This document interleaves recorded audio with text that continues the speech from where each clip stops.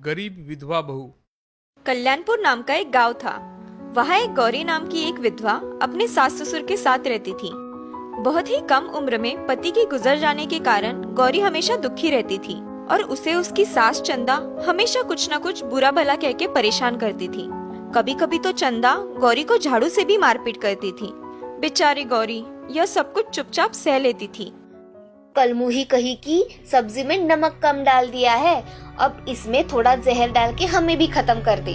तेरी वजह से हमारे भाग फूटे हैं। हमारा जवान बेटा तेरे कारण ही मरा है।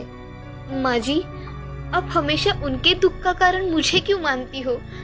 क्या वो मेरे कुछ नहीं थे? चुड़ैल कही कि ज्यादा जबान मत चला, नहीं तो जलते हुए लकड़े से तेरा मुंह जला दूंगी। अरे बस भी करो मंगल की माँ, क्यों उस बेचारी को सता रही हो? हमारे बेटे के गुजर जाने के बाद भी वह 2 साल से हमारा ख्याल रख रही है, बिल्कुल हमारे मंगल बेटे की तरह। आप चुप बैठो जी, आपको क्या पता है, इसी ने नागिन का रूप लेके मेरे बेटे को डसा है।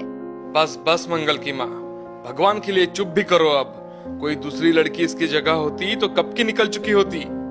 कैसे निकलेगी ये चुड़ैल यहाँ से? इसने निकलने का नाम भी लिया तो मैं इसकी टांगे तोड़ दूंगी। तो इस तरह से गौरी के पति के गुजर जाने के बाद उसकी जिंदगी अपने सास ससुर के साथ बीत रही थी। वैसे गांव वाले और आस पड़ोस के लोग भी कुछ कम नहीं थे। गौरी जब भी घर से बाहर निकलती थी तो रास्ते में उसे कुछ लोग उसकी ओर देखकर कुछ न कुछ भला बुरा कह देते।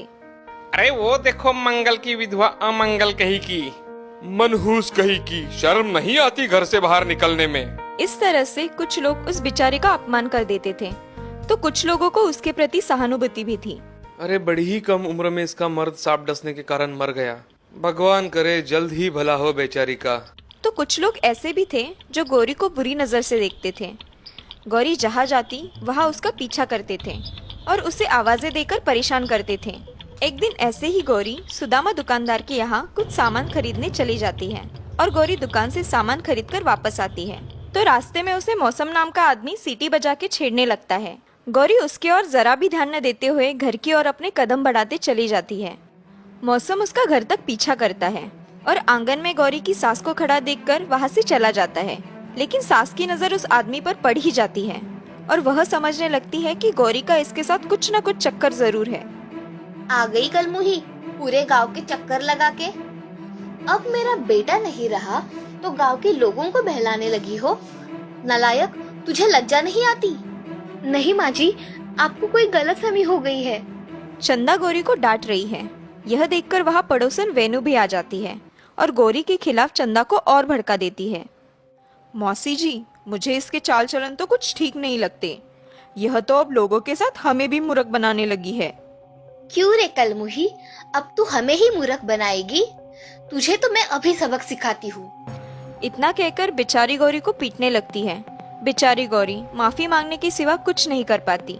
फिर एक दिन गौरी खेत में बाबूजी के लिए खाना ले जा रही थी।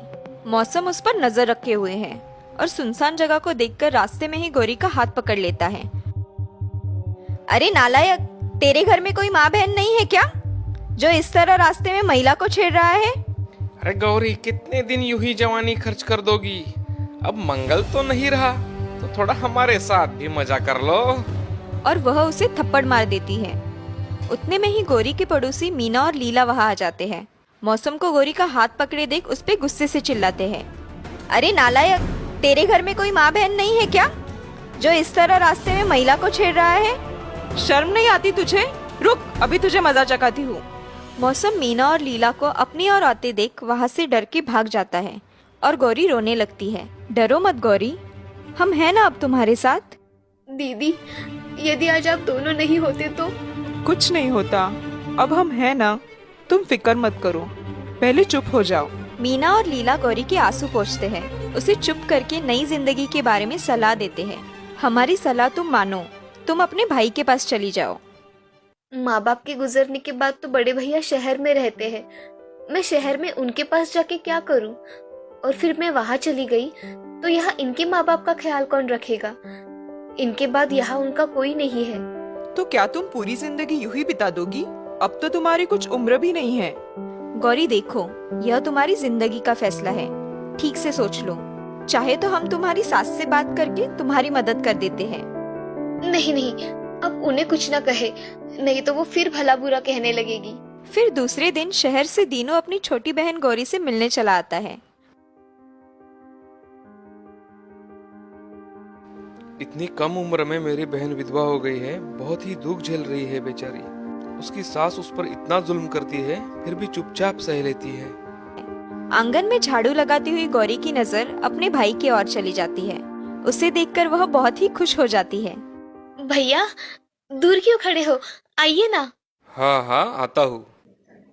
बहुत दिनों के बाद भैया आप, क्या आप मुझसे मिलने आए हो? हाँ बहना, मैं तुमसे ही मिलने आया हूँ। और उतने में ही चंदा घर के अंदर से बाहर निकल आती है और जोर जोर से बड़बड़ाने लगती है।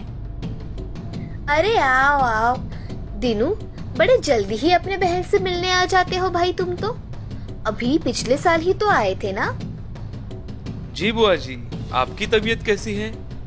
अब तक तो जिंदा ही हूँ, और तुम्हारे बहन के कारण तो सभी बढ़िया ही हो रहा है हमारी जिंदगी में। बाहर की आवाजें सुनकर अंदर से बाबूजी बाहर आ जाते हैं। नमस्ते बाबूजी। अरे आओ दिनू बेटे, पहले अंदर तो आओ। सब घर के अंदर चले जाते हैं। बड़े दिनों बाद आना हुआ।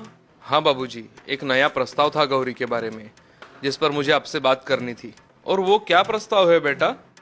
मैं चाहता हूँ कि अब गौरी की दूसरी शादी हो जाए और वो अपनी बची हुई जिंदगी की एक नई शुरुआत करे। मैं भी यही सोच रहा था। मुझे बड़ा ही आनंद होगा बेटा अगर ऐसा हुआ तो। यह बात सुनकर चंदा गुस्सा हो जाती है और दीनों की बात का वह कड़ा विरोध करती है। फिर पास में ही रहने वाली मीना और लीला को इस बात का पता चलता है। वह दोनों तुरंत दुकानदार सुदामा के पास चली जाती है और सब हकीकत बता देती है। दुकानदार सुदामा भला इंसान होता है और वह फिर गांव के सरपंच के पास चले जाते हैं। सरपंच उनकी बातें सुनकर तुरंत गौरी के घर निकल पड़ते हैं। मैं तुम्हारे बहन की दूसरी शादी नहीं होने दूंगी। उसके चाल चलन भी कुछ ठीक नहीं है, और समाज क्या कहेगा कि एक विधवा औरत की दूसरी शादी, और कौन करेगा इसके साथ शादी। उतने में ही गांव के सरपंच, दुकानदार सुदामा, मीना, लीला और गांव के कुछ लोग वहां आ जाते हैं।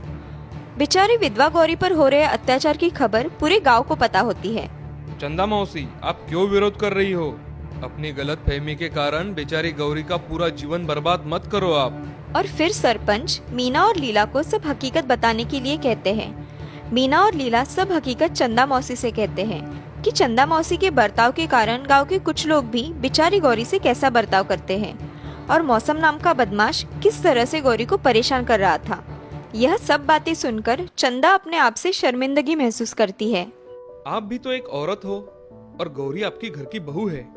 जो दुखद बात आपके बेटे के साथ हुई, उसमें बेचारे गौरी का क्या दोष? और उसे भी तो एक अच्छी जिंदगी जीने का हक है। आप उसे उसकी जिंदगी जीने दो, उसे अपने भाई के साथ जाने दो। सब लोग जब बोलने लगते हैं तो चंदा को अपनी गलती का एहसास हो जाता है और वह सबसे माफी मांगती है और दीनू के साथ गौरी को जाने की और दूसरी शादी करने की अनुमति दे देती है। दीनू सरपंच और गांव वालों का एहसान मानकर अपनी बहन को लेकर शहर निकल जाता है और शहर जाके कुछ दिनों में गौरी की शादी सूरज नाम के अच्छे लड़के से करवा देता है। फिर दोनों का नया जीवन अच्छे से चलने लगता है। गौरी अब सूरज के साथ खुश है।